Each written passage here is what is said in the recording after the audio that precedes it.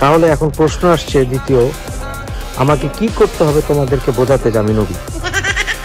বিচার দিবস আছে কিনা? উত্তর হচ্ছে ইয়েস, বিচার দিবস আছে, এবং আমি তোমাদের সাক্ষ্য হয়ে থাকব এবং তোমরাও আমার সাক্ষী হয়ে থাকবে।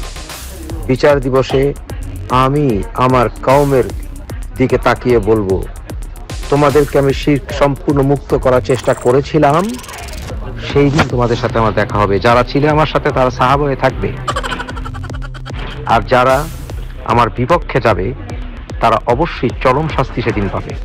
আমাকে নবী বা রসুল হিসেবে না বুঝতে পারা, আরেকটি হচ্ছে রিজেক্ট করা।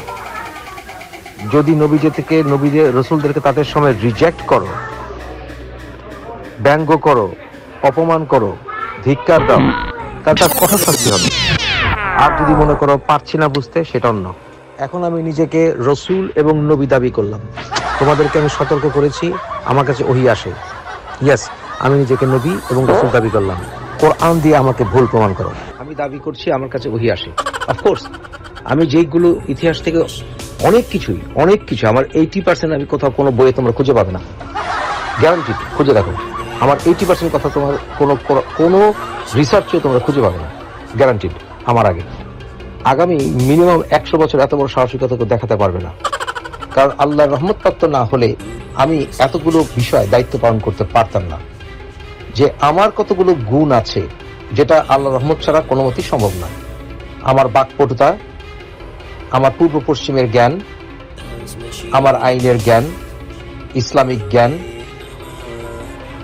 এমনকি আমার অ্যানালিটিক্যাল মাইন্ডের তীক্ষ্ণতা, মানুষের সাথে ডিলিগের তীক্ষ্ণতা, শার্পনেস ইন ডিবেটস।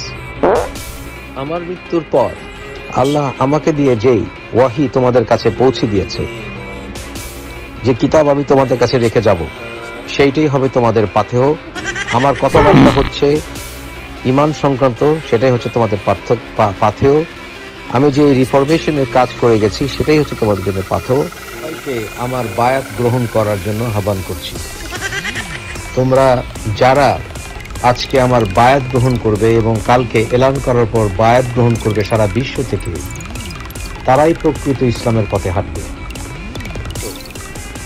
আমি যখন কালকে ঘোষণা দিব, আগামী বৃহস্পতিবার থেকে আমি নিশ্চিত সারা বিশ্ব থেকে আমার কাছে বায়াত গ্রহণ করা শুরু হবে।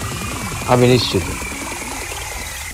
এই গ্রুপেই তোমরা অনেকেই বায়াত গ্রহণ করবে, তাহলে তারা বিশ্বে কি ঘটবে, বাংলাদেশে কি ঘটবে নিশ্চয়ই বুঝতেই পারো।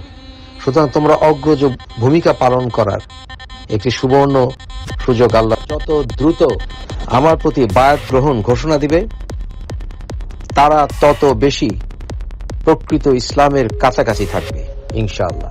আমাকে হুকুম দিয়েছেন তুমি এলান করো, আমার হার্টে আল্লাহ হুকুম দিয়েছেন আমাকে এলান করো, এবং সেই এলান করার পক্ষে যখন আমি ঘোষণা দেব, তখন আমার প্রচার আরো 50 গুণ বেড়ে যাবে।